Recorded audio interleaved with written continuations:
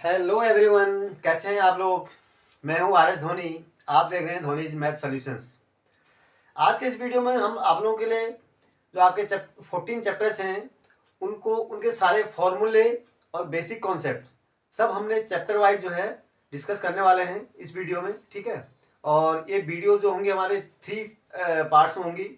Part 1 में हम लोग जो वीडियो होगा उनमें 1 से 5 तक चैप्टर्स को डिस्कस करेंगे, ठीक है। उनके फॉर्मूले और सारे जो कॉन्सेप्ट्स हैं, बेसिक कॉन्सेप्ट जो रिकैपिटुलेशन जिसको हम बोलते हैं, ठीक है, ताकि आपको एक रेडी एक रेफरेंस मिल जाए आपको, ठीक है ना।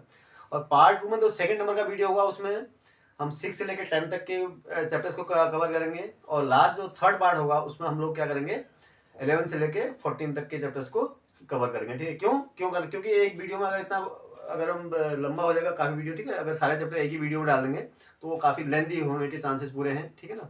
तो हम बेसिकली हमारा टारगेट क्या है कि हमारे पास चैप्टर वाइज जो है ना सारे जो फॉर्मूले हैं हमारे पास बिल्कुल रेफरेंस के तौर पर रहे, ठीक है ना। और हम एकदम से गो थ्रू हों और हमें क्विक हमारे पास हम जहाँ पर भी कंफ्यूजन हो तुरंत वहाँ से हम उसको मैच कर सकते हैं और एक रेडी रेफरेंस हमारे पास मिल जाएगा हमको, ठीक है ना। तो इसका बेस और उसको साथ साथ फॉर्मूले को हमने क्या कर रखा है, फॉर्मूले को हम लिस्ट तो कर ही रहे हैं, बताएंगे, साथ ही साथ उसका एप्लीकेशन भी बता रहे हैं। मतलब कि उसको बच्चे क्या करते हैं, फॉर्मूले तो रट लेते हैं और बेसिकली फिर उसके बाद क्या करता है, उसका एप्लीकेशन उनको नहीं आ पाता, ठीक है ना। एप्लीकेशन में गलती करते हैं। तो हम साथ के साथ क्या करेंगे, जो फॉर्मूले होंगे उनके साथ साथ उनको एक्सप्लेन करते हुए उनका कहाँ कहाँ अप्लाई करेंगे, आप कैसे अप्लाई करेंगे उनको भी डिस्कस करेंगे। और सारे बेसिक कॉन्सेप्ट किस हर चैप्टर में, ठीक है ना, चैप्टर वाइज। तो हम ये शुरू करने जा रहे हैं और सारे 14 चैप्टर्स के हम लोग चैप्टर वाइज जो है आप लोगों को पूरा लिस्ट ऑफ फॉर्मूले आपको मिल जाएगी, ठीक है ना। और जो आपके बोर्ड ऑफ एग्जाम के हिसाब से अगर आप देखें तो बहुत इंपॉर्टेंट है, ठीक है ना। और क्योंकि आपका बोर्ड का एग्जाम क्या होता है, बीच में पड़ता है मैथ्स का, ठीक है ना। और बच्चे जो पहले याद किए तो होते हैं, मगर क्या होता है वो जो और सब्जेक्ट की वजह से उनको फिर कुछ फॉर्मूले में कंफ्यूज हो ही जाता है और कुछ भूलने के चांसेस होते हैं। तो तुरंत एक रेडी आपको रेफरेंस मिले उसके लिए ये चीज़ आपके वीडियो के लिए ये वीडियो बनाई गई है, ठीक है ना। चलिए तो शुरू करते हैं वीडियो। और शुरू करने से पहले मैं जिन बच्चों ने अभी तक भी चैनल को सब्सक्राइब नहीं किया, यानी अब जो बच्चे पहली बार देख रहे हैं, नए हैं, तो चैनल को सब्सक्राइब जरूर कर लें, ठीक है। पहले हम चैप्टर नंबर 1 से डिस्कस करेंगे, ठीक है। 1 2 3 ऐसे हम डिस्कस करते जाएंगे सारे फॉर्मूले, ठीक है। चलिए तो वीडियो थोड़ा लंबा भी हो सकता है, तो कोई नहीं, आप इसको चैप्टर वाइज आप रिवाइज करके देख लो, या फिर चैप्टर वाइज इसको ब्रेक करके भी देख सकते हैं, ठीक है ना। चलिए तो सबसे पहले में देखो रियल नंबर में क्या क्या है, मैंने सारे फॉर्मूले यहाँ पर जो है जितने भी आपके कॉन्सेप्ट थे, जो मेन कॉन्सेप्ट है, जो आपकी थ्योरम्स थी, जो भी यूज हो रहे थे वो मैंने सारे लिख दिए, ठीक है। और आपको एक डिवीजन लेमा आपका वहाँ से हट गया है, पहले वो था अब वो नहीं रहा, ठीक है ना, उसको तो रिमूव कर दिया गया है। तो शुरू करते हैं। सबसे पहले आपके जो शुरू होता है, देखो हम बेसिक से शुरू नहीं कर रहा हूँ कि नंबर आपका जो रियल नंबर है ना चैप्टर का नाम, तो अब नंबर सिस्टम से शुरू नहीं कर रहा हूँ।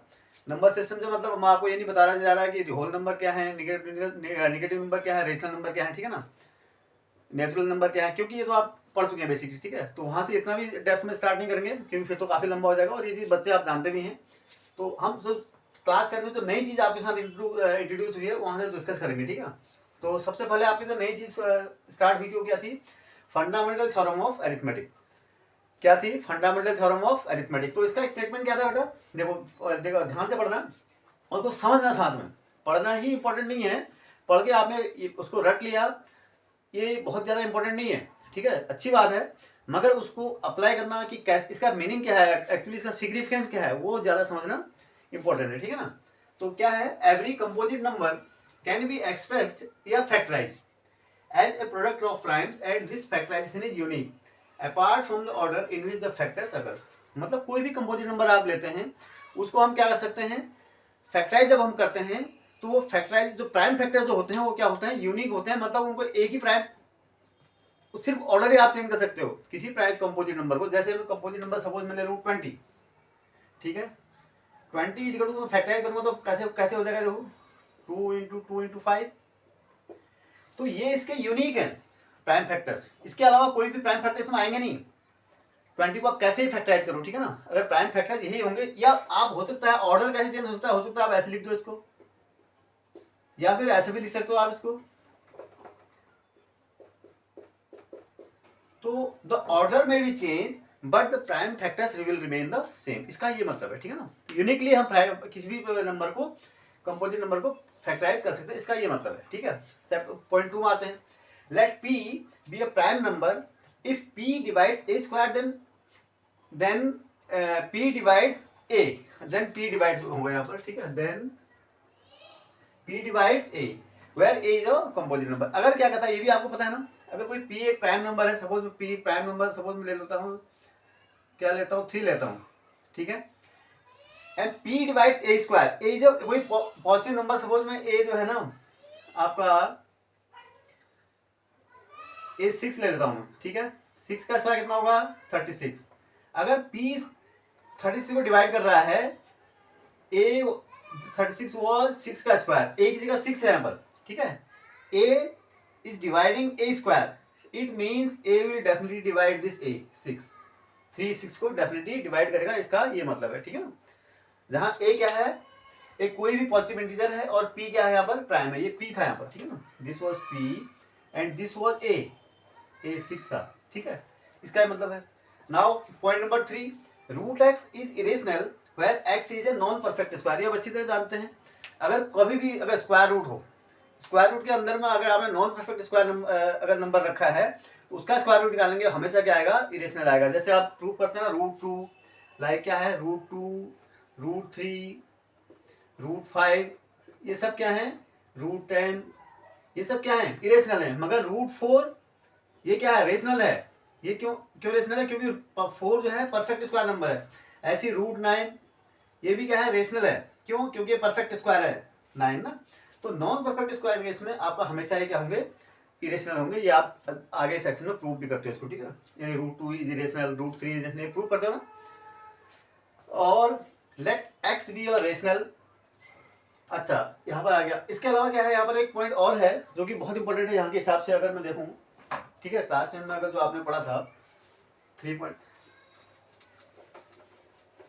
ये वो है कि अगर देखो 9th में आपने पढ़ा था क्या, रेशनल के बारे में जब पढ़ा था, अगर आप दो रेशनल को आप ऐड, मल्टीप्लाई, डिवाइड करते हैं तो हमेशा रेशनल ही मिलता है आपको, ये तो पता है ना आपको। अगर 2 इरेशनल की बात करते हैं, अगर आप 2 इरेशनल को ऐड करेंगे, 2 इरेशनल को सब्ट्रैक्ट करेंगे, 2 इरेशनल को मल्टीप्लाई करेंगे, या 2 इरेशनल को आप डिवाइड करेंगे नॉन जीरो रेशनल से, ठीक है ना। अगर डेफिनेटली अगर डिवीजन की बात आएगी तो हम नॉन जीरो रेशनल से डिवाइड की बात करेंगे, ठीक है ना, ऑब्वियस है, उसमें कोई कहने की जरूरत नहीं है। तो इसमें क्या होता है, जो रिजल्ट आता है वो हमेशा क्या होता है, इरेशनल नहीं आता है। समटाइम्स इट में भी रेशनल और इरेशनल, कुछ भी हो सकता है।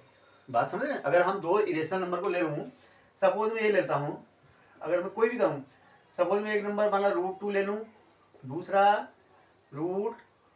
सपोज 6 ले लेता हूँ, इन दोनों को प्लस कर रहा हूँ तो इरेशनल आ रहा है, ठीक है, तो यहाँ पर तो इरेशनल आ गया। लेकिन अगर मैं ये ले लूँ √2 प्लस √3 एंड √3 माइनस √2, ठीक है, इनको अगर आप प्लस कर दो, देखो क्या क्या आएगा, इनको आप मल्टीप्लाई कर दो सपोज, ठीक है, इसको अगर मल्टीप्लाई कर दो तो क्या हो जाएगा, 3 का स्क्वायर, इसको √3, तो ये क्या हो जाएगा, √3 का स्क्वायर माइनस √2 का स्क्वायर, ठीक है ना, तो इज इक्वल टू 3 माइनस 2, ये 1 आ गया। तो कहने का मतलब यह है कि अगर आप 2 इरेशनल को ऑपरेशन करते हैं, फंडामेंटल ऑपरेशन, तो वो जरूरी नहीं है कि वो इरेशनल ही आए, ठीक है ना, वो रेशनल भी आ सकता है। यहाँ पर तो 10th में यहाँ पे तो आप 9th में पढ़ चुके हो। अब यहाँ पर क्या है, अगर आप एक रेशनल और एक इरेशनल को अगर ऑपरेशन करते हैं तब क्या होता है, इन दैट केस अगर आप एक रेशनल और if P and Q are, P rational और Q इज इरेशनल, दो अगर आप इस टाइप से ले रहे हैं, पेयर कर रहे हैं, उनको आप प्लस कर रहे हैं या माइनस कर रहे हैं या फिर मल्टीप्लाई कर रहे हैं, ठीक है, या फिर डिवाइड कर रहे हैं।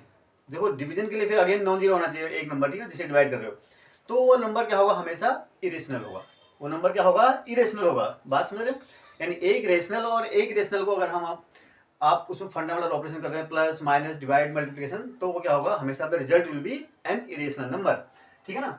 यानी कहने का मतलब क्या होगा, जैसे 5√2 है, आप जानते हैं √2 क्या है, इरेशनल है, तो 5√2 भी इरेशनल ही होगा।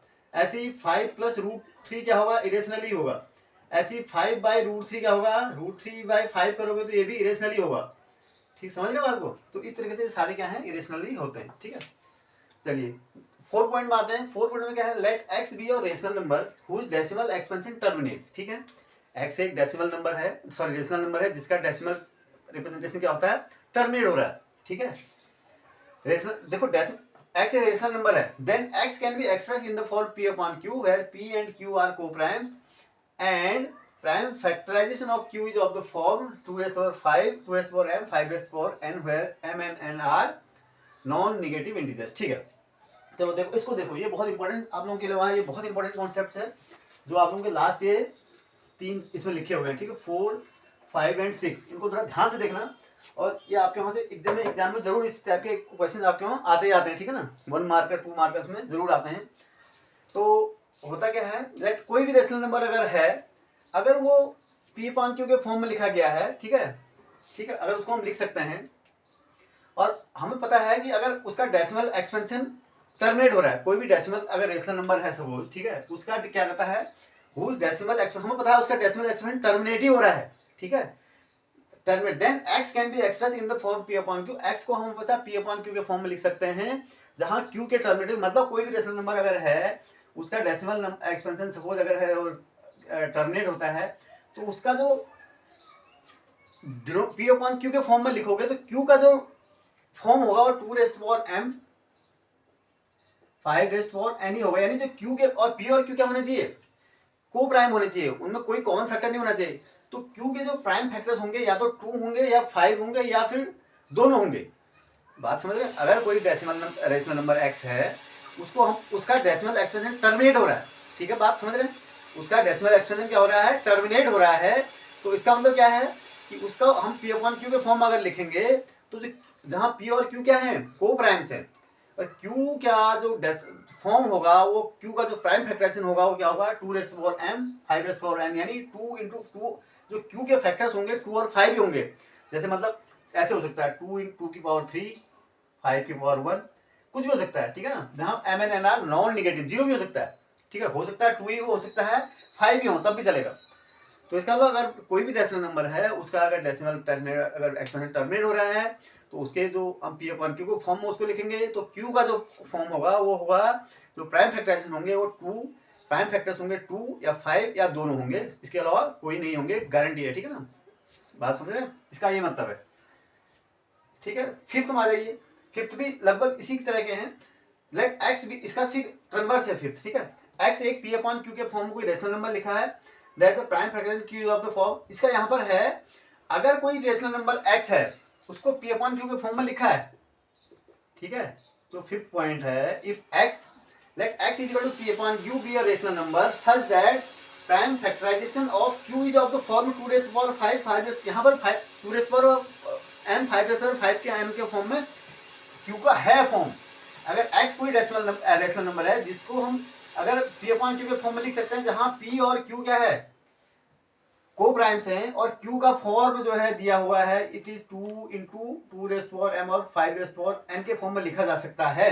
ठीक है ना, कहा where m and n are non negative integer, non negative का मतलब समझते हैं ना, जीरो भी इंक्लूड है उसमें, हम नॉन निगेटिव पॉजिटिव क्यों नहीं लिख देते, क्योंकि जीरो भी इंक्लूड करना है हमारे, इसलिए we use the word non negative. ठीक है ना, तो non negative, then x has a decimal expansion which terminate, अगर ऐसा है, कोई भी अगर रेशनल नंबर है, उसको हमने p अपॉन q के फॉर्म में लिख दिया, और जहां q के प्राइम फैक्टर्स हमने देखा कि उसमें खाली 2 या 5 या दोनों आ रहे हैं, तो इसका मतलब x क्या होगा, हमेशा डेसिमल क्या करेगा, टर्मिनेटिंग डेसिमल को रिप्रेजेंट करेगा। समझ रहे हैं, x का जो डेसिमल एक्सपेंशन होगा वो हमेशा क्या होगा, टर्मिनेटिंग होगा। This is the meaning of this point. समझ रहे बात को ना, देखो अगेन एक बात समझो, अगर x कोई रेशनल नंबर हमको दिया है, हमें इसका नहीं पता डेसिमल एक्सपेंशन कैसा है, उसको हमने p अपॉन q के फॉर्म में लिख दिया।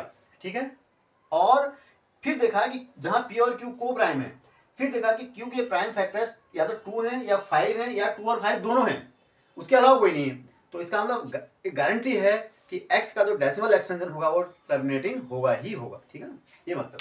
तो लास्ट पॉइंट में आते हैं, let x is equal to p upon q be a rational number such that the prime factorization of q is not of the form 2 raised to power m 5 raised to power n, where m and n are non-negative integers, then x has a decimal expansion which is non-terminating repeating या recurring। तो अगर कोई भी number है, कोई भी rational number x है, उसके आपने क्या किया, p अपॉन q के फॉर्म में लिखा, अगर q के प्राइम फैक्टर्स 2 और 5 के अलावा कोई और फैक्टर भी उसमें इन्वॉल्व है, देखो 2 होगा या 5 होगा या दोनों होंगे, तब तो वो टर्मिनेटिंग होगा। अगर 2 और 5 के अलावा कोई भी एक फैक्टर कोई और भी आता है, माना 7 आ गया, 3 आ गया, ठीक है, ठीक है। तो इसका मतलब क्या होगा कि वो हमेशा जो है नॉन टर्मिनेटिंग रिपीटिंग डेसिमल को रिप्रेजेंट करेगा, ठीक है ना। उसका जो डेसिमल एक्सपेंशन होगा ऐसे रेशनल नंबर का हमेशा नॉन टर्मिनेटिंग रिपीटिंग या इसको रिकरिंग डेसिमल एक्सपेंशन भी बोलते हैं, ऐसा होगा, ठीक है। मतलब अगर मेरे पास कोई ऐसा हो x is equal to p upon q where p is p और देखो ये ध्यान देना कि P और Q हमेशा को प्राइम होना चाहिए। अगर कभी कभी कॉमन फैक्टर होंगे तो ये आपको पहले कैंसिल कर लेना उनको, ठीक है ना। ध्यान देना इस बात का, P and should not have any common factor other than 1। Coprime का क्या मतलब होता है, two numbers are set to be coprime if they have no any common factor other than 1। एक के अलावा कोई उसमें कॉमन फैक्टर होना ही नहीं चाहिए, ठीक है ना। अगर ऐसा है तो first of all you just simplify that the numerator and the denominator and cancel out the common factor. तो आपको P अपॉन Q को प्राइम बनाने ही पड़ेंगे, ठीक है। तो P अपॉन अगर ऐसा है तो P अपॉन Q के रूप में जहां Q is equal to Q के फैक्टर हम लिख रहे हैं 2 into 2 suppose 2 into 5 into suppose आगे आपने 11 भी लिख दिया, बस 2 और 5 के वाला एक और फैक्टर आ गया ना। तो इसका मतलब क्या होगा, इसका जो डेसिमल एक्सपेंशन होगा वो कैसा होगा, non terminating repeating. Non terminating repeating ही होगा, ठीक है ना। या इसको रिकरिंग भी बोलते हैं। ऐसा मत बोलना कि नॉन टर्मिनेटिंग नॉन रिपीटिंग हो जाएगा, नहीं, ऐसा रेशनल नंबर अगर है तो ऐसा होगा ही नहीं। अगर नॉन टर्मिनेटिंग नॉन रिपीटिंग हो जाएगा तो क्या हो जाएगा, वो इरेशनल हो जाएगा। फिर in that case that will B irrational. तो ये आपकी जो है ना बेसिक जो क्या थी चैप्टर 1 की समरी थी, ठीक है ना। चलिए चैप्टर 1 में इसके अलावा एक बहुत इंपॉर्टेंट रिलेशनशिप है जिसको आपको, और बार बार इसमें मैंने देखा कि बोर्ड में इसमें क्वेश्चन आता है हर साल इसमें, ठीक है ना। 1 नंबर का तो कम से कम इसमें जरूर आ रहा है, ठीक है। और ये बहुत अच्छा एप्लीकेशन है, और वो ये है क्या, for any two numbers x and y x into y is equal to LCM of x y into HCF of x y. मतलब अगर दो नंबर्स हैं तो उनका जो प्रोडक्ट होता है उन किसके इक्वल होता है, वो that is equal to their HCF and into their LCM. और this relationship is valid only for two numbers, three numbers के लिए वैलिड नहीं। ध्यान देना इस बात को, हमेशा याद रखना, इस सब टू नंबर्स के लिए ही वैलिड है। और अगर दो नंबर हैं तो उनका प्रोडक्ट जो होता है वो एलसीएम, उनका एलसीएम का और एचसीएफ के प्रोडक्ट के बराबर होता है। इसको आप एग्जांपल से भी बहुत इजीली वेरीफाई कर सकते हैं। और इस पर बहुत क्वेश्चन आ रहे हैं हर साल बोर्ड में, 1 मार्क के तो आ ही रहे हैं, ठीक है ना। मैंने इस बार के उसमें भी है, पिछली बार भी आया था, और question CBSE simple question paper में इसके क्वेश्चन आए। जैसे अगर सपोज एक आपका नंबर 10 और कोई सपोज 25 है, ठीक है, दो नंबर से इनका एलसीएम कितना होगा, एलसीएम होगा इसका कितना 50, ठीक है ना। और एचसीएफ कितना होगा 5, ठीक है। तो अगर इनको हम देखो एचसीएफ कितना हो गया, एचसीएफ इंटू एलसीएम सॉरी कितना हो गया 5 इंटू 50 इज इक्वल टू कितना हो गया 250। और इन दोनों का प्रोडक्ट कितना हो गया 10 इंटू 25 इज अगेन 250, ठीक है ना। तो इसको आप इजीली वेरीफाई कर सकते हैं, और ये बहुत अच्छा रिलेशनशिप है, इस पर बार बार क्वेश्चन पूछे जा रहे हैं, ठीक है ना। तो इसको आप इस फॉर्मूले में बहुत ध्यान दें, ठीक है।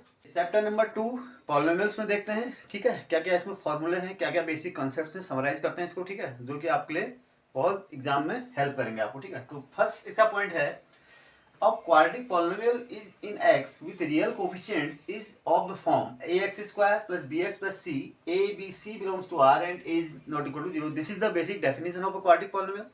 ax square plus bx plus c होना चाहिए उस फॉर्म में, और जो x स्क्वायर का कोफिशिएंट है that should not be equal to 0, कभी वो 0 नहीं हो सकता। अगर वो 0 हो जाए तो फिर वो क्वाड्रेटिक नहीं रहेगा, ठीक है ना, फिर वो लीनियर या फिर कांस्टेंट पॉलिनोमियल हो जाएगा, ठीक है ना। बी और सी कोफिशिएंट, बी और सी जो है वो 0 हो सकते हैं, they might be 0 but the coefficient of x square should never be equal to 0। और एबीसी रियल नंबर होते हैं, ये तो आपको बेसिक डेफिनेशन है, पता है, आप क्लास 9 से पढ़ के आ रहे हैं। और real number alpha is a 0 of a polynomial p x if p alpha is equal to 0। तो कोई 0 आप जानते हैं, 0 ऑफ अ पॉलिनोमियल क्या होता है, या आप जानते हैं कि उस अगर माना पॉलिनोमियल एक्स में है तो एक्स की ऐसी वैल्यू जिसको हम रखने पर, एक्स की ऐसी रियल वैल्यू जिसको हम अगर पॉलिनोमियल में रखें तो पॉलिनोमियल की वैल्यू क्या आ जानी चाहिए, 0 आ जानी चाहिए। तो that value of x is known as the 0 of the polynomial, ठीक है ना। तो ये हो गया, ये इसका मतलब यही है। The zeros of the polynomial px are precisely the x coordinate of the points where the graph of y is equal to px intersect the x axis. ये आप लोगों के लिए बहुत इंपॉर्टेंट है, इसके पर एग्जाम में क्वेश्चन बहुत बार बार आते हैं, इसको ध्यान में रखो कि होता क्या है। अगर आप कोई आपके पास px मानो पॉलिनोमियल है कोई एक, ठीक है, क्या है px है, क्या है पॉलिनोमियल है, तो अगर आप ग्राफ किसका खींचेंगे, y equal to P X एक पॉलिनोमियल है, ग्राफ खींचेंगे आप y equal to P X यानी पॉलिनोमियल इक्वेशन का वही, ठीक है ना, this becomes an equation, polynomial equation. तो if you draw the graph of this y equal to P X, तो क्या आता है, ये अगर आपको देखना होता है कि जो ग्राफ है उसका पॉलिनोमियल इक्वेशन का x x को कहाँ कहाँ काट रहा है, ठीक है ना, x सिर्फ x x को ध्यान देना, y equal to P x अगर फॉर्म में आपके पास पॉलिनोमियल है तो आपको सिर्फ देखना है कि ये जो है ग्राफ को कहाँ कहाँ काट रहा है, x x को, ठीक है ना, ये x x होता है आपको पता है, ठीक है ना, ये ओरिजिन है। तो होता क्या है, एक तो यहाँ पर काट रहा है 1 2 3 4, तो ये जो point of intersection with x axis है, यही वैल्यू जहां जो इनकी इतने तो इसके जीरोज होंगे, ये पता है आपको, ठीक है ना, और जो जीरोज की वैल्यू होती है ये सिर्फ एक्स कोऑर्डिनेट होते हैं, इस पॉइंट के, इस पॉइंट का एक्स कोऑर्डिनेट, इस पॉइंट का एक्स कोऑर्डिनेट, इसका एक्स कोऑर्डिनेट, इसका एक्स कोऑर्डिनेट, वाई तो जीरो ही होगा इसमें, ठीक है ना, वाई तो क्या होगा, जीरो ही होगा। तो जो जो एक्स की वैल्यूज होंगी इन पॉइंट्स पे, वही इस पॉलिनोमियल के जीरो होंगे पी एक्स के। समझते हैं ना इस बात को, जानते हैं, ठीक है, इसका मतलब। चलिए अब बहुत इंपॉर्टेंट पॉइंट है, आपको इसको ध्यान में रखना है, इस पर क्वेश्चन बहुत आते हैं ग्राफ पे, ठीक है ना। ये ग्राफ दे दिया जाएगा आपको, या तो ये पूछ लेंगे कितने इसमें जीरोज हैं इस पॉलिनोमियल के, या ये पूछ लेंगे कि जीरोज की वैल्यू दिखाओ, ठीक है ना, बताओ आप, क्योंकि आपको ग्राफ से पता करना होता है। सिर्फ आपको क्या देखना होता है, कितने जीरोज हैं ये देखना हो, तो क्या करेंगे आप, सिर्फ नंबर ऑफ पॉइंट्स, कितने एक्स एक्स को कितने नंबर ऑफ पॉइंट्स पर काट रहा है ये देख लेना, उतने ही इसके जीरोज होंगे। अगर नहीं काट रहा तो इसका नहीं जीरो है इसके। कभी कभी ग्राफ ऐसा भी हो सकता है आपके पास, ठीक है ना, ऐसा भी हो सकता है। तो इस केस में क्या है, this graph is not cutting the x axis at any point, ठीक है ना, तो किसी भी पॉइंट पर नहीं काट रहा है, इसका मतलब क्या हो गया, इसके कोई जीरो है ही नहीं, ठीक है ना, इस केस में ये आप कह सकते हैं, ठीक है। चलिए अगले में चलते हैं, एक्स फोर ये हो गया ऑफ फोर्थ पॉइंट में, in general a polynomial of degree n has at most n zero. ये भी ध्यान देना, अगर लीनियर पॉलिनोमियल है उसके अधिक से अधिक एक जीरो हो सकता है, बात समझ रहे हैं। क्वाड्रेटिक पॉलिनोमियल है तो उसके मैक्सिमम कितने जीरो हो सकते हैं, 2 जीरो हो सकते हैं, क्वाड्रेटिक है ना, क्वाड्रेटिक की डिग्री 2 होगी। क्यूबिक पॉलिनोमियल है उसके मैक्सिमम 3 जीरो हो सकते हैं, यानी इस तरह करने मतलब है, अगर मैक्सिमम की बात कर रहा हूँ, हो सकता है नहीं भी हो, जैसे क्वाड्रेटिक पॉलिनोमियल है हो सकता है कोई जीरो नहीं हो उसके, हो सकता है एक ही जीरो रिपीटिंग जीरो हो, तो लेकिन अधिक से अधिक उसके 2 ही जीरो होंगे, 2 से ज्यादा कभी नहीं होंगे उसके। अगर क्यूबिक पॉलिनोमियल है 3 से ज्यादा जीरो नहीं होंगे उसके, ठीक है ना। चलिए और पॉइंट नंबर 5 में आइए, if alpha and beta are zeros of a quadratic polynomial ax square plus bx plus c is equal to c, a is not equal to zero.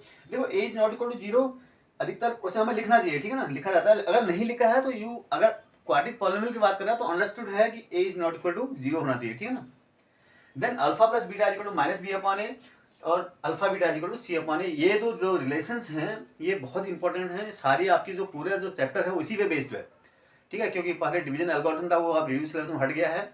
सिर्फ यही कॉन्सेप्ट जो है आप लोगों के सारे क्वेश्चन इसी कॉन्सेप्ट पे आएंगे आपके। क्या, कोई भी पॉलिनोमियल है, सपोज वो कोई भी ये आपको क्या ये रूट्स निकाल, जीरोज निकालने का काम आता है, जीरोज के बीच में रिलेशन निकालने का काम आता है, क्वाड्रेटिक पॉलिनोमियल को जनरेट करने में काम आते हैं, सारे रिलेशन में काम आते हैं। कैसे, देखो अगर माना कोई रिलेशन आपके पास ऐसे हो, sorry quadratic polynomial plus 3x minus 5, ये क्वाड्रेटिक पॉलिनोमियल है, ठीक है ना।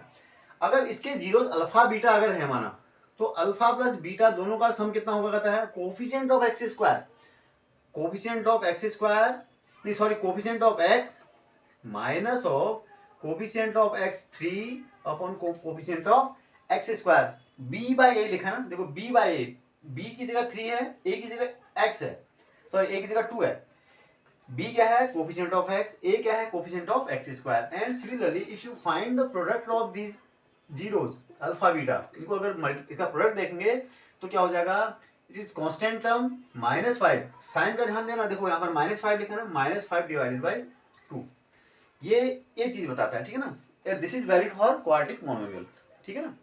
चलिए ये बहुत काम की चीज है आपके रिलेशन, बहुत ज्यादा इस पर सारे क्वेश्चन आपके इसी पे बेस्ड आएंगे, जो भी आपके जो 2 मार्क 3 मार्क के जो भी क्वेश्चन पूछे जाएंगे सारे इसी रिलेशन पे क्वेश्चन आएंगे आपके, ठीक है ना। A quadratic polynomial whose zeros are alpha and beta is given by, ठीक है, px is equal to k x square minus alpha plus beta x plus alpha beta। मतलब अगर आपको कोई क्वाड्रेटिक पॉलिनोमियल के जीरो दिए हों और ये पता करना हो, आपको क्वाड्रेटिक पॉलिनोमियल नहीं पता, सिर्फ zeros has been given, then the question is asking form the quadratic polynomial या find the quadratic polynomial whose zeros are given, ठीक है ना। तो आपको क्या करना है, k क्या रखा, x square minus alpha plus beta with minus sign है ना, 2 इसको प्लस करेंगे तो 1 आएगा यानी एक्स, फिर प्लस अल्फा बीटा, इन दोनों का प्रोडक्ट 2 इंटू 1 -1 यानी -2, ये हो गया। k इक्वल टू 1 रख लो, आपके एनी रियल नंबर है, ठीक है ना, तो x square minus x minus 2 ये आपके क्या हो जाएंगे, 0 हो जाएंगे, नहीं सॉरी क्वाड्रेटिक पॉलिनोमियल हो जाएगा, ठीक है। तो इस तरह से आप इसको इसका यूज कर कैसे है, और इस पर भी बहुत क्वेश्चन आते हैं, ध्यान देना, ठीक है ना। तो ये रिलेशन आपको देखना कैसे है, के, अब के पर कंफ्यूज मत होना, आपको एक ही पॉलिनोमियल निकालना है तो के इक्वल 1 रख दो। अब यानी के की आप अलग अलग रियल नंबर रखेंगे तो इतने पॉलिनोमियल हो सकते हैं, फॉर्म हो सकते हैं, इसका ये मतलब है, ठीक है ना। हमें एक बार एक पॉलिनोमियल चाहिए तो के इक्वल 1 रख लो, आप 2 चाहिए तो के इक्वल 2 रख लो, कोई 3 रख लो, और चाहिए तो और रख लो, ठीक है ना।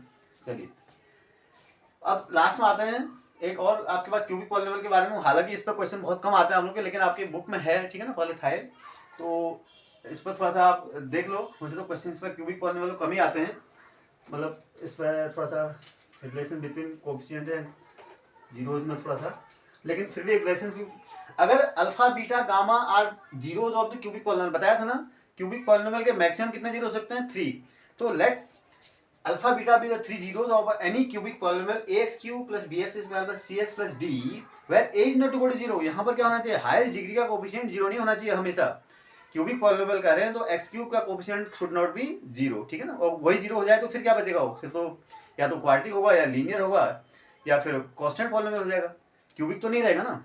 तो इसका मतलब तब हम लिखते हैं कि एक जो कोएफिशिएंट ऑफ एक्स क्यूब है वो क्या होना चाहिए, 0 नहीं होना चाहिए।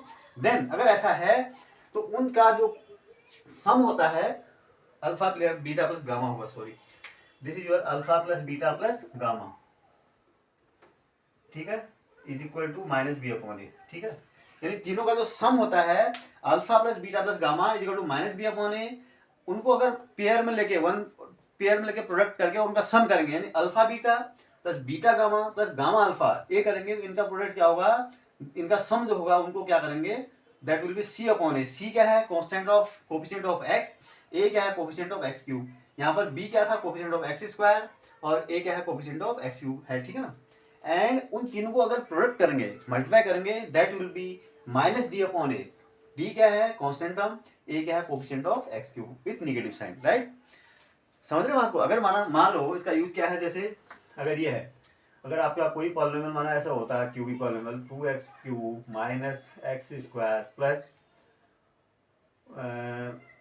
4 होता, ठीक है ना, ये है। अब इसमें देखो क्या है, एक्स का कोएफिशिएंट ही नहीं है, तो एक्स का कोएफिशिएंट मतलब 0 है वो, ठीक है ना। तो अगर इसमें क्या होता है, ए इज इक्वल टू क्या है, इसमें ए इज इक्वल टू 2 है, बी इज इक्वल टू -1 है, सी इज इक्वल टू क्या है 0 है, और डी इज इक्वल टू है 4। तो अगर इसके माना अल्फा बीटा जो तीनों जो जीरोज होंगे तो उनका सम क्या होगा, alpha plus beta plus gamma is equal to क्या होगा, माइनस ऑफ, देखो B upon A, minus of 1/2 with negative sign, तो ये प्लस हो जाएगा, ठीक है ना। Alpha beta plus beta gamma plus gamma alpha, यानी आपने पेयर में लेके प्रोडक्ट किया और उनको सम प्रोडक्ट्स को सम कर दिया, तो इसका आंसर कितना आएगा, देखो सी अपॉन ए, सी क्या है 0/2, इट इज इक्वल टू 0, और तीनों का जो प्रोडक्ट होगा इनके जीरो का क्या होगा, minus of D upon A, 4/2, it is -2। तो इस तरीके से इनका यूसेज होता है, ठीक है ना। तो ये ही आपके पास बेसिकली इस चैप्टर में इतने ही पॉइंट्स हैं, ठीक है, ये आपके बेसिक समरी है, और ये 2 पॉइंट कुछ 2-3 पॉइंट खास बहुत ज़्यादा इंपॉर्टेंट है। कौन सा, एक तो ग्राफ से आपको जीरोस पढ़ना आना चाहिए, दूसरा क्या आना चाहिए, ये जो रिलेशनशिप्स हैं, relationship between zeros and coefficients, ठीक है ना, ये आपको पर्टिकुलरली क्वाड्रेटिक पॉलिनोमियल के लिए बहुत अच्छी तरीके से आपको यूसेज आना चाहिए। उसमें बहुत ज़्यादा वैरायटी होती है क्वेश्चंस की, ठीक है ना, वो बहुत ज़्यादा क्वेश्चन आते हैं उस पर, और उसमें वैरायटी भी बहुत है, ठीक है ना। चलिए, तो ये आपका चैप्टर 2 की समझ थी, ठीक है। ये चैप्टर नंबर 3 को रिकैप करते हैं, ठीक है। इसमें जितने भी फैक्ट्स और फॉर्मूले और जितने भी हमारे पास रिलेशंस हैं सब उन कॉन्सेप्ट को रिवाइज करते हैं, ठीक है। तो चैप्टर नंबर 3 क्या है, pair of linear equations in 2 variables, ठीक है। फर्स्ट पॉइंट देखो, the general form of a pair of linear equations is a1x plus b1y plus c1 is equal to 0 and a2x plus b2y plus c2 is equal to 0 where a1 a2 b1 b2 c1 c2 belongs to R and a1 square plus b1 square is not equal to 0 and a2 square plus b2 square is not equal to zero. इसका क्या मतलब है, ये तो एक general form दिया हुआ है, मतलब इक्वेशन की ये जनरल फॉर्म दी हुई है, ठीक है। साइमल्टेनियस इक्वेशन का मतलब होता है पेयर ऑफ इक्वेशन, मतलब ऐसी वैल्यूज हमें निकालनी होती है एक्स और वाई की जो दोनों इक्वेशन को साइमल्टेनियसली सेटिस्फाई करे। That is why this pair of linear equation is sometimes known as pair simultaneous linear equations, ठीक है ना। अब A one square B one square is not plus B one square is not equal to zero का क्या मतलब है, इसका मतलब यह है किसी कोई भी इक्वेशन होती है ना आपके पास, लीनियर इक्वेशन अगर होती है suppose A x plus B y plus C is equal to zero type में, तो इसमें क्या होता है, अगर ये इसको लीनियर इक्वेशन टू वेरिएबल्स होना है तो इसका मतलब इसको ए और बी को साइमल्टेनियसली जीरो नहीं होना चाहिए। ए जीरो हो सकता है तो उस टाइम पर बी जीरो नहीं होना चाहिए, अगर बी जीरो है तो ए जीरो नहीं होना चाहिए, एटलीस्ट एक को जीरो नहीं होना चाहिए। तो इस कंडीशन को हम समटाइम लिखते हैं A one square plus B one square is not equal to zero, ठीक है ना। अगर दोनों जीरो हो जाएंगे फिर ये क्या रह जाएगा, इसमें C equal to zero constant हो जाएगा, तो ठीक है ना। तो side two equation two variables में रहेगी नहीं इक्वेशन फिर, ठीक है, पहला पॉइंट। दूसरा, a pair of linear equations is said to be consistent if it has a solution either unique और infinitely many solution many. In case of infinitely many solutions it is called dependent, ठीक है। अब तीसरा point में पढ़ता हूँ, फिर मैं दोनों को एक्सप्लेन करूंगा। A pair of linear equations is inconsistent if it has no solution. देखो कोई पेयर ऑफ लीनियर इक्वेशंस है तो या तो वो कंसिस्टेंट होगा या वो इनकंसिस्टेंट होगा। इसका क्या मतलब है, कंसिस्टेंट होने का मतलब है या तो उसका सॉल्यूशन होगा या नहीं होगा, ठीक है, दो चीजें होंगी। Pair if you have any pair of linear equation then it will be either consistent और इनकंसिस्टेंट। इसके अलावा कोई तीसरा केस तो होगा नहीं। कंसिस्टेंट का मतलब होगा उसका सॉल्यूशन है, ठीक है। इनकंसिस्टेंट का मतलब सॉल्यूशन उसका है ही नहीं, ठीक है ना। पेयर ऑफ लीनियर कोई वैल्यू है ही नहीं एक्स और वाई की जो दोनों को सेटिस्फाई साइमल्टेनियसली करे, इसका मतलब इनकंसिस्टेंट है। अब कंसिस्टेंट है इसका मतलब सॉल्यूशन है। उसके दो केस हैं, कौन से, या तो यूनिक सॉल्यूशन होगा या फिर इनफाइनाइटली मैनी सॉल्यूशन होंगे। या तो उन दोनों का एक ही सॉल्यूशन होगा, यानी दोनों की लाइंस क्या होंगी, दोनों अगर ग्राफ खींचेंगे तो एक पॉइंट पर काटेंगी, और अगर इनफाइनाइटली मैनी सॉल्यूशन है इसका मतलब क्या होगा कि वो दो लाइन ओवरलैप कर रही है, कोइंसाइड कर रही है, ठीक है ना। तो दो केस होंगे और उस केस में भी कंसिस्टेंट है, इनफाइनाइटली मैनी सॉल्यूशन में भी वो हम कहते हैं सिस्टम इज कंसिस्टेंट, उसको कहते हैं डिपेंडेंट पेयर ऑफ इक्वेशन, ठीक है ना। इन दैट केस उसको हम क्या कहते हैं, डिपेंडेंट, ठीक है ना। चलिए, तो फोर्थ बात है, let a pair of linear equations be a1x plus b1y plus c1 0 and a2x plus b2y plus c2 0। अब ये तो आपके लिए जो है ना बहुत इंपॉर्टेंट होने वाली है, जो कंडीशन मैं बता रहा हूँ, फोर्थ पॉइंट की जो कंडीशन है, यही इस पर ही सारे क्वेश्चन आपके आते हैं, ठीक है ना, अधिकतर। तब क्या है, अब आपको अगर पता करना हो, अगर ऐसा है कि पेयर ऑफ लीनियर इक्वेशन है, इसमें a1 square plus b1 square is not equal to zero and a2 square plus b2 square is not equal to zero, understood है, ठीक है ना। तो अगर ऐसा है तो उनको हम कंसिस्टेंट है या नहीं है वो पेयर ऑफ इक्वेशन, ये कंपेयर, ये जानने के लिए हम क्या करते हैं, हम उनके जो कोफिशिएंट्स है एक्स और वाई के उनको कंपेयर करते हैं, उनके रेशियोज को कंपेयर करते हैं, ठीक है ना। तो कैसे, अगर a1 upon a2 is not equal to b1 upon b2 है तो उस केस में क्या होगा, ये ग्राफ क्या होगा, the pair is consistent I the graphs of these lines will intersect at a point. अगर ऐसा केस है, यानी इनके जो कोफिशिएंट्स x1 का कोफिशिएंट पहली इक्वेशन का और x2 का x का कोफिशिएंट पहली इक्वेशन का और x का कोफिशिएंट दूसरी इक्वेशन का, y का कोफिशिएंट पहली इक्वेशन का और y का कोफिशिएंट दूसरी इक्वेशन का, ये जो रेशियो अगर हमारे पास अगर बराबर नहीं है तो वो लाइन क्या होंगी, वो पेयर ऑफ इक्वेशन क्या होंगी, कंसिस्टेंट होंगी, और यूनिक सॉल्यूशन होगा उनका, क्या होगा, कंसिस्टेंट होंगी, और these lines will intersect at a point, ठीक है ना, इनका यूनिक सॉल्यूशन होगा इसका मतलब। अगर ऐसा है, सेकंड पॉइंट में अगर ऐसा है a1 upon a2 is equal to b1, A बराबर तो है लेकिन c1 अपॉन c2 के बराबर नहीं है, तब क्या होगा, then the pair is inconsistent and the graphs of these lines will be parallel. पहले केस में क्या होगा, पहले केस में क्या था, ऐसे काटेंगे, यूनिक पॉइंट पर ये सॉल्यूशन होगा, ठीक है ना। सेकंड में क्या होगा, कहता है पैरेलल हो जाएंगी लाइनें, तो अगर पैरेलल हो जाएंगी तो क्या होगा, इनकंसिस्टेंट होंगी, मतलब उनका कोई सॉल्यूशन होगा ही नहीं फिर, ठीक है ना। In that case the graphs will be parallel, अगर ये केस है तो, कौन सा, ये वाला। अगर थर्ड केस है, सारे रेशियो बराबर हैं, a1 upon a2 is equal to b1 upon b2 is equal to c1 upon c2, then the pair is dependent, that is the graph of these lines will coincide। इसका मतलब क्या हो गया, अगर थर्ड केस है तो एक line खींची आपने, दूसरी लाइन भी इसी के ऊपर पूरी कोइंसाइड हो गई, ठीक है ना, ऐसे कुछ लाइनें, ठीक है ना। तो क्या होगा, यानी कहने का मतलब है कि दोनों सेम लाइन है। एक कंडीशन कब आती है, जब आप सेम इक्वेशन को डिस्कस कर रहे होते हैं, 2x plus y is equal to 4, यहाँ पर मैं कर दूं 4x plus 2y is equal to 8, इस तरह की इक्वेशन। इसी इक्वेशन को अगर आप भाई दोनों इक्वेशन की ग्राफ देखेंगे तो सेम लाइन आएगी ना, इस तरह की कंडीशन में क्या होता है, द लाइन्स विल कोइंसाइड, ठीक है ना। तो ये होंगी, इसमें हम कहेंगे क्या, इसमें भी ये कंसिस्टेंट है और इसके क्या है, इनफाइनाइट सोल्यूशन है, पहले बता दिया ना। चलिए, ये बहुत इंपॉर्टेंट कंडीशन है 3 आपके वहाँ, ठीक है ना, इसी पर आपको बहुत फोकस करना है। लास्ट में है, अ pair of linear equation can be solved algebraically either bye substitution method और बाय एलिमिनेशन मेथड, दोनों आप जानते हैं। एक थर्ड मेथड भी और थी, क्रॉस मल्टीप्लिकेशन मेथड, ठीक है, वो आपके वहाँ से हट गई है, सिलेबस में नहीं है। तो 2 ही मेथड आपके वहाँ हैं, कौन सी, substitution method and elimination method. आप सब्स्टिट्यूशन मेथड जानते हैं कैसे करनी है, और एलिमिनेशन मेथड, इससे पहले ग्राफिकल मेथड भी हुआ करती है, ठीक है ना। ग्राफिकल मेथड में क्या करते हैं, आप दोनों लाइन्स के ग्राफ खींचते हैं और जहाँ पर वो इंटरसेक्ट करती हैं वो तो वो पॉइंट देखते हैं, अगर वो इंटरसेक्ट करती हैं तो वो पॉइंट आपका क्या हो जाएगा, उसके कोऑर्डिनेट देखते हैं और एक्स वाई की वैल्यूज आप लिख देते हैं, दीज आर द सॉल्यूशन, ठीक है ना। और अगर वो नहीं काटती हैं, इसका मतलब पैरेलल है, इसका मतलब फिर नो सॉल्यूशन आप लिखते हैं, ठीक है ना। तो ये ग्राफिकल में आप करते हैं ऐसे, ठीक है। चलिए, चैप्टर नंबर 4 जो है आप लोगों का, उसको रिकैप करते हैं, ठीक है। उसमें क्या है, चैप्टर नंबर 4 आपका क्या है, क्वाड्रेटिक इक्वेशंस, ठीक है। तो इस पर क्या होता है, एक तो आपको वो आते हैं क्वेश्चंस, कौन से, इसके एप्लीकेशंस, ठीक है ना, वर्ड प्रॉब्लम्स आती है इसमें, एक तो आएगी आपकी। उसके अलावा क्या है, चलो पॉइंट नंबर 1 देखो आप, an equation px is equal to 0 where px is a quadratic polynomial is called a quadratic equation, ठीक है ना। क्वाड्रेटिक इक्वेशन क्या होता है, बेसिकली जब आप किसी क्वाड्रेटिक पॉलिनोमियल को 0 को इक्वेट करते हैं 0 के बराबर, तो क्वाड्रेटिक इक्वेशन बन जाती है आपकी, ठीक है। दोनों में कोई फर्क नहीं है। क्वाड्रेटिक इक्वेशन में क्या होता है, इक्वालिटी साइन होता है और 2 साइड्स होंगे, लेफ्ट हैंड साइड और right hand side, LHS RHS, और क्वाड्रेटिक पॉलिनोमियल कुछ नहीं होता, एक वो पॉलिनोमियल में अलजेब्रिक एक्सप्रेशन है एक सिंपली, ठीक है ना। तो ये फर्क है।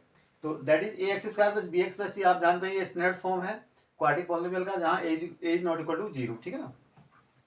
We can solve a quadratic equation either by factorization और बाय यूजिंग द फॉर्मूला। देखो आपके वहां क्या है, क्वाड्रेटिक इक्वेशन को सॉल्व करने का तरीका क्या है, या तो आप फैक्टराइजेशन से कर सकते हैं, जहां पर फैक्टराइजेशन पॉसिबल नहीं होता है वहां पर हम क्या करते हैं, एक सीधाचार्य जो फॉर्मूला है वो लगाते हैं। लेकिन आप लोगों के वहाँ क्या है, ये जो फॉर्मूला है जिसको हम क्वाड्रेटिक फॉर्मूला भी समटाइम्स कहते हैं, या फिर इसको सीधाचार्य फॉर्मूला भी बोलते हैं, ये आपके वहाँ सिलेबस में हट गया है। फिर भी आप इसको पढ़ो, ठीक है ना, फिर भी बहुत यूजफुल चीज़ है, क्योंकि इसका कुछ पार्ट आगे है इसमें, ठीक है ना। फॉर्मूला के से सॉल्व करना तो आपके वहाँ नहीं आएगा, क्योंकि वो रिड्यूस सिलेबस से हट गया है, ठीक है ना, नए सिलेबस में।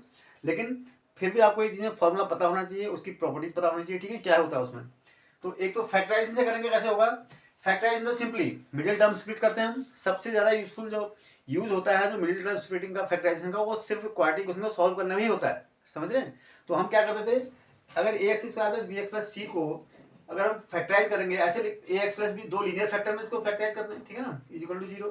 अगर माना आपने ऐसे कर दिया, if you put X plus A X square plus B X plus C as A x plus B into C x plus D, जहाँ A B C D capital है, ठीक है ना, तो क्या होगा इसमें, फिर इसके बाद क्या करते हैं, जीरो प्रोडक्ट रूल लगाते हैं। जीरो प्रोडक्ट रूल मतलब इफ क्या है, the product of 2 numbers is 0, A into G B is equal to 0, then at least उनमें से कम एक तो कोई ना कोई 0 होगा, तभी वो 0 होगा, ठीक है ना, अदरवाइज कोई पॉसिबिलिटी नहीं होती है। 2 नंबर का प्रोडक्ट अगर 0 है तो इसका मतलब कम से कम उसमें एक नंबर तो 0 होगा ही होगा। तो वही रूल यहाँ पर लगाते हैं। इसका मतलब क्या हो गया, a x plus C is equal to 0 और c x plus d is equal to 0। यहाँ से क्या निकलता है, x is equal to minus B upon a and x is equal to minus D upon c. तो ऐसी इस तरीके से आप क्या करते हैं, इसके रूट्स निकालते हैं।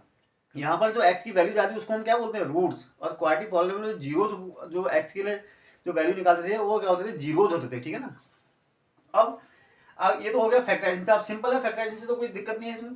अगर आप क्वाड्रेटिक फॉर्मूला से करेंगे तो फॉर्मूला क्या होता है, इसके 2 रूट्स कैसे निकालेंगे, x is equal to minus B plus minus B square minus 4ac upon 2a, where ABC क्या है, a is the coefficient of x square, b is the coefficient of x and c is the constant term। ध्यान रखना इस बात का, ठीक है ना। x इज इक्वल टू, याद कर लो इसको, बहुत प्रैक्टिस के बाद आपको याद हो जाएगा, minus B plus minus B square minus 4ac। इस प्लस माइनस का क्या मतलब है, इस प्लस माइनस का भी मतलब आपको पता ही होगा कि एक बार हम दोनों साथ लिख देना, एक्चुअली x एक बार प्लस लिखना चाहता है, एक बार माइनस, यानी x इज इक्वल टू जो एक वैल्यू आएगी minus B plus B square minus 4ac square root upon 2a, दूसरी वैल्यू जो आएगी x is equal to minus B square minus 4ac upon 2a, ठीक है ना। तो ये इसका मतलब ये दोनों साथ ही लिख देते हैं हम, शॉर्ट थोड़ा सा स्पेस बचाने के लिए। और अब ध्यान देना कि जो आपके ये फॉर्मूला तो आपके नहीं है, लेकिन ये फॉर्मूला जरूर है, दिस तो बी स्क्वायर माइनस 4ac है ना, this is called discriminant of the equation. This quadratic equation का डिस्क्रिमिनेंट अगर कोई आपसे पूछे तो आप निकालोगे सीधे बी स्क्वायर माइनस 4ac। ध्यान देना इसमें स्क्वायर रूट नहीं होता, जहां डिस्क्रिमिनेंट की बात करेगा तो बी स्क्वायर माइनस 4ac होता है सिंपली। बहुत बच्चे गलती करते हैं, इसका स्क्वायर रूट भी निकाल देते हैं साथ में, क्योंकि यहाँ स्क्वायर रूट लगा होता है ना, प्रैक्टिस होती है। तो discriminant is only B square minus 4ac, not square root, ठीक है ना। तो बी स्क्वायर माइनस 4ac को हम डिस्क्रिमिनेंट बोलते हैं, डी को, इस क्वांटिटी को। अब इसी की प्रॉपर्टी जहां, अब तो अगर इसको डी से नोट करेंगे तो हमारा जो एक्स लिखेंगे इसको हम ऐसे भी लिख सकते हैं, ये तो simply minus B plus minus root D, sorry ये होगा क्या, रूट डी अपॉन 2a, ठीक है ना। तो ये इस तरीके से आप लिख सकते हो इसको, रूट्स को। अब ये जो इसी जो डिस्क्रिमिनेंट है, ये इसलिए आपको मैं बता रहा हूँ क्योंकि डिस्क्रिमिनेंट का आपका यूज है, ठीक है ना। डिस्क्रिमिनेंट, अब नेचर ऑफ रूट्स आपके सिलेबस में है, इस पर क्वेश्चन आ सकते हैं, आएंगे ही आएंगे, आ नहीं सकते हैं, आएंगे डेफिनेटली, ठीक है ना। तो अब इसकी 3 कंडीशन है कि भाई डी जो है या तो वो इक्वल टू 0 हो सकता है, या फिर वो 0 से बड़ा हो सकता है, या 0 से छोटा हो सकता है। तो तीनों केस में नेचर ऑफ रूट्स, हम किसी क्वाड्रेटिक इक्वेशन के कैसे रूट्स कैसे होंगे, उसका नेचर, रूट नहीं निकालने, कैसे होंगे वो हम इस डी को देख के बता सकते हैं, ठीक है ना। कैसे बताएंगे, अगर डी, हम पहले डी कैलकुलेट कर लेंगे, यानी डिस्क्रिमिनेंट कैलकुलेट कर लेंगे, B square minus 4ac simply. If it is equal to 0, if D is equal to 0 then the roots are real and equal. अगर 0 है तो रूट क्या होंगे, रियल होंगे और इक्वल होंगे, नहीं रिपीटिंग रूट्स हैं इसका मतलब, जैसे और क्या होंगे वो minus B upon 2a minus B upon 2a, ठीक है। और अगर D is greater than 0, D 0 से बड़ा है यानी पॉजिटिव है, बड़े का मतलब 0 से बड़ा मतलब पॉजिटिव है, ठीक है ना, then the roots are real and distinct. In this case क्या होगा, रूट्स रियल होंगे, मतलब रूट्स एग्जिस्ट करेंगे और अलग अलग होंगे, सेम नहीं होंगे, डिस्टिंक्ट होंगे, ठीक है ना। They are not same, not equal, unequal होंगे। अब if D is less than 0, अगर डी लेस देन 0 मतलब नेगेटिव क्वांटिटी हो गई। लेस देन 0 का क्या मतलब है, D is less than 0 means D is negative, ठीक है ना। तो in this case the roots will be, roots are not real, यानी वो आप आगे बढ़ेंगे उसको इमेजिनरी बोलते हैं समटाइम। अभी आप ये कह सकते हो रूट एग्जिस्ट नहीं करते, मतलब रियल रूट्स नहीं हो, ठीक है। तो दीज आर 3 कंडीशन जो आपको सेटिस्फाई, जो आपको वेरीफाई, आपको पता लगाने के काम आएंगे कि रूट्स कैसे होंगे, ठीक है ना। ये इंपॉर्टेंट है, कम है सिलेबस, लेकिन इसमें जो आपका जो वर्ड प्रॉब्लम आती है वो काफ़ी अच्छी खासी प्रॉब्लम आती है, ठीक है ना, उसको आप प्रैक्टिस कर लेना, ठीक है। चलिए बार 5 का रिकैप देखते हैं, ठीक है। इसमें कौन से हमारे फॉर्मूले, बेसिक कॉन्सेप्ट आपको याद करने की जरूरत है, ठीक है ना, जो इसका जो पूरा समरी है, ठीक है। तो पॉइंट नंबर 1 क्या है, देखो चैप्टर नंबर 5 क्या है आपका, अरिथमेटिक प्रोग्रेशन, ठीक है। Arithmetic progression AP is a list of numbers in which each term is obtained by adding of fixed number to the preceding term except the first term. The fixed number is called the common difference of the AP. ये आप जानते हैं, आप कैसे किसी भी number में अगर उसके प्रेसिडिंग टर्म्स में कुछ फिक्स क्वांटिटी ऐड करके हम क्या करते हैं, जैसे क्या इसका जनरल फॉर्म क्या होता है, ए, अगर फर्स्ट टर्म ए है इसमें हम एक क्वांटिटी जोड़ते हैं डी, फिर अगले में भी ए प्लस डी में फिर डी जोड़ेंगे तो क्या हो जाएगा ए प्लस 2d, फिर अगले में फिर एक डी जोड़ेंगे तो क्या हो जाएगा ए प्लस 3d। इसी तरीके से ये चलते जाता है, ठीक है ना। तो दिस काइंड ऑफ जो लिस्ट ऑफ नंबर्स होती है, जो प्रोग्रेशन होती है, इसको हम बोलते हैं अरिथमेटिक प्रोग्रेशन, ठीक है ना। एक फिक्स है, यानी एक नंबर आप प्लस करते जाते हैं उसमें, ठीक है। दैट नंबर में भी नेगेटिव, पॉजिटिव और 0 भी हो सकता है। यानी कहने का मतलब ये है, अगर आप ये कहें 2 2 2, इसको भी हम क्या कहते हैं, एपी कहते हैं। इस केस में क्या है, द कांस्टेंट जो आप ऐड करना है यानी कॉमन डिफरेंस है वो क्या है, 0 है, समझ रहे हैं। तो कॉमन डिफरेंस में भी पॉजिटिव, ये 1 मार्क्स में आता है, पूछा गया है कहीं, में भी पॉजिटिव, निगेटिव और 0, ठीक है ना। तो कॉमन डिफरेंस किसको बोलते हैं, जो हम एक टर्म में ऐड करके अगले टर्म को ऑब्टेन करते हैं अरिथमेटिक प्रोग्रेशन के केस में, ठीक है ना, ठीक है। In AP with first term a and common difference d, the general term is given by, जो nth term दिया जाता है is given by an is equal to a plus n minus 1 into d, ठीक है ना। किसी भी ap का nth term क्या होता है, आपके वहाँ an लिखा होता है, कभी कहीं किसी बुक में, किसी और बोर्ड में या और जगह tn भी लिखते हैं इसको, ठीक है ना। nth term is denoted by either an, जो NCERT बुक में है वो an से डिनोट किया गया है, इसको tn से भी समटाइम्स भी डिनोट, ठीक है। तो it is equal to a plus n minus 1 into d, जहाँ a क्या है, a is first term, n is number of term and d is the common difference, ठीक है ना। चलिए third, let a given AP has first term a, common difference d, last term l, then nth term from the end is given by a plus n minus 1 into minus d और a minus n minus 1 into d। देखो ये बहुत important फॉर्मूले हैं, ये ध्यान देना। Find the nth term from end, find the 7th term from end, find the 100th term from end, किसी AP का ये जरूर आता है आपको। उस केस में क्या होगा, a जो आप निकालोगे a plus N minus 1 into D, यानी d को सिर्फ आपको माइनस करना, और कुछ नहीं करना है आपको, d को सिर्फ माइनस करना है, ठीक है ना। नहीं सॉरी, ये l d नहीं होगा, a नहीं होगा, इट इज l प्लस, ठीक है ना, ये l होगा, ठीक है, L plus N minus one into D, या एल प्लस, यानी लास्ट टर्म को आपको फर्स्ट टर्म आपको एपी क्या बननी है, आपको जैसे ना एपी यहाँ से दी थी, माना 1 3 5 ऐसे आपने सपोज 19 देखा था, तो आपको ये फर्स्ट टर्म ले लेना होगा। अगर यहाँ पर माना कॉमन डिफरेंस कितना था, 2 का था ना, 3 माइनस वन 2, तो यहाँ से इधर को आओगे तो कॉमन डिफरेंस माइनस जाता है। सिर्फ क्या करना है आपको, ये मान लेना और इधर से इधर को आ जाना, वो भी तो एपी होगी।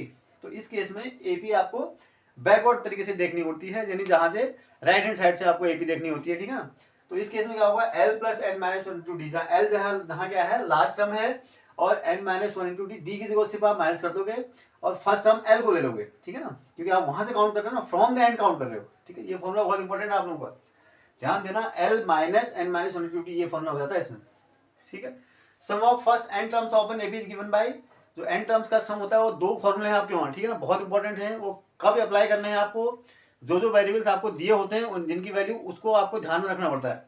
एक तो ये है S N is equal to N by two, 2a plus N minus one into D, एक फॉर्मूला तो ये यूज करेंगे।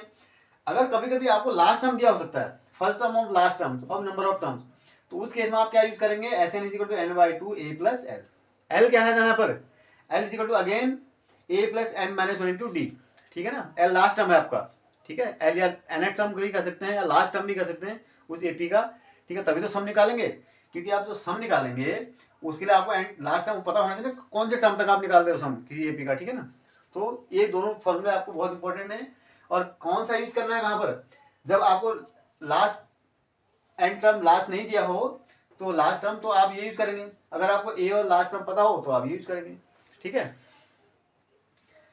एक ये बहुत इंपॉर्टेंट फॉर्मूला है, a n is equal to s n minus one for n is equal to greater than one. ये इसका मतलब क्या है, इसको बहुत बच्चे ना कंफ्यूज करते हैं, ठीक है, इसको बहुत अच्छे से समझना। और कभी कभी क्या होता है, आपको ए एन निकालने के जो आपको सम दिया होता है, सपोज ये इसका मतलब है कि एन टर्म का सम निकालो, उसमें से उससे एक पहले टर्म तक का सम निकालो, उन दोनों को माइनस करोगे तो आपको एन टर्म मिल जाएगा। जैसे कैसे होता है, जैसे ये है 2 4 6 8, ठीक है, 10 12, ऐसी कोई आपको एक एपी दी हुई है। अब देखो यहां से यहां तक, अगर मैं यहाँ, ये कौन सा टर्म है, 1 2 3 4 5 6 है ना, 6, और ये यानी जो आपका एस एन एस 6 में से एस 5 माइनस कर दोगे, समझ रहे हो, एस 6 में से पूरे यहां से यहां तक पूरे का सम किया आपने यहां तक, ठीक है, यहां तक आप सपोज यहां तक होती है, यहां तक आपने इन टर्म्स का सम किया, कितना मिल गया, एस 6, ठीक है ना। अगर मैं इसको हटा दूं 6 इजिकल टू कितना होगा, अगर यहां तक ही सम निकालूं यानी एस 5 तक, यहां तक हो जाएगा एस 5 तक का मतलब यहां तक सम निकालूं तो एस 5 होगा। उस एस 6 में से पुराने वाले सम में से अगर यहां तक माइनस कर दो क्या बच जाएगा, 12 भी बच जाएगा ना, दिस इज योर एस 6, समझ रहे हो बात को, सॉरी एस 6 नहीं, 6 टर्म बच जाएगा ना, 12 यही तो लास्ट टर्म बचेगा। तो वही फॉर्मूला ये पर है, a n is equal to s n minus one for n is equal to greater than zero. Greater than zero क्यों, क्योंकि अगर जीरो नहीं होगा तो ग्रेटर देन 1 नहीं लोगे तो क्या हो जाएगा, ये जीरो हो जाएगा ना, फिर एस जीरो तो कुछ होता नहीं है, ठीक है ना। तो ये इसको अप्लाई करना आपको आना चाहिए, यानी आपको सारे जहां तक है उससे एक जितने टर्म्स का सम निकालो उससे प्रीवियस टर्म का सम निकालो, ठीक है। दोनों सम्स को आप माइनस करोगे तो आपको जो पहले आप जो सम निकाला था वहां तक का वो टर्म मिल जाएगा आपको, समझ रहे बात को। A n is equal to n term ये वाला है देवनंद, समझ रहे बात को, s 6 minus s 5 equal to ये वाला टर्म मिलेगा आपको, ठीक है। और एक जो बहुत इंपॉर्टेंट है उससे तो आपको कम जरूरत पड़ेगी, लेकिन आपके वहाँ है नहीं सिलेबस में, ठीक है, लेकिन कभी कहीं पर जरूरत पड़ भी सकती है, क्या पता कभी कोई सवाल आ जाए और आपके आगे फ्यूचर के लिए भी। अगर आपको इंपॉर्टेंट क्या है, टर्म्स ऑफ, अगर आपको एपी के टर्म्स को सेलेक्ट करने हो तो सिलेक्शन ऑफ टर्म्स बहुत इंपॉर्टेंट होता है इसमें, नहीं तो आपको सिंप्लीफाई नहीं हो पाएगा, ठीक है ना। सिंप्लीफिकेशन के पर्पज के हिसाब से अगर आपको कभी भी हो 3 टर्म्स चूज करने हो, अगर यहाँ पर 3 टर्म्स अगर एपी के चूज करने हो तो आप हमेशा ए माइनस डी, ए और ए प्लस डी चूज करना, ठीक है। यहाँ पर कॉमन डिफरेंस क्या है, डी है, देखो ए माइनस डी हो जाएगा। और यहाँ पर अगर 4 टर्म चूज करना हो तो कैसे करेंगे, ए माइनस थ्री डी, ए माइनस डी, ए प्लस डी, ए प्लस थ्री डी। यहाँ पर कॉमन डिफरेंस कितना है, 2d का है, ध्यान देना। ये अगर 5 टर्म्स कभी चूज करना हो तो क्या करेंगे, ए माइनस टू डी, ए माइनस डी, ए प्लस डी, ए प्लस टू डी। यहाँ पर कॉमन डिफरेंस अगेन डी है, ठीक है ना। और इसी तरह अगर 6 टर्म चूज करने हो तो ए माइनस 5d, ए माइनस 3d, ए माइनस डी, ए प्लस डी, ए प्लस 3d, ए प्लस 5d। यहाँ पर कॉमन डिफरेंस अगेन कितना है, 2d का होगा, ठीक है ना। तो ये थोड़ा सा आपको आउट ऑफ सिलेबस कर सकते हैं CBSE के हिसाब से, लेकिन कभी कभी क्या होता है आपको जरूरत पड़ जाती है, ऐसे सवाल पूछ देते हैं जहाँ पर आपसी वैल्यूज लेनी पड़ जाती है। आपके हालांकि NCERT बुक में दिया नहीं है, ठीक है ना। तो आपको पता होना चाहिए, और कोई और बोर्ड वाले बच्चे हैं तो उनके लिए तो यूजफुल है ही है, ठीक है ना। तो ये आपका AP का पूरा समरी होगी, ठीक है। चलिए।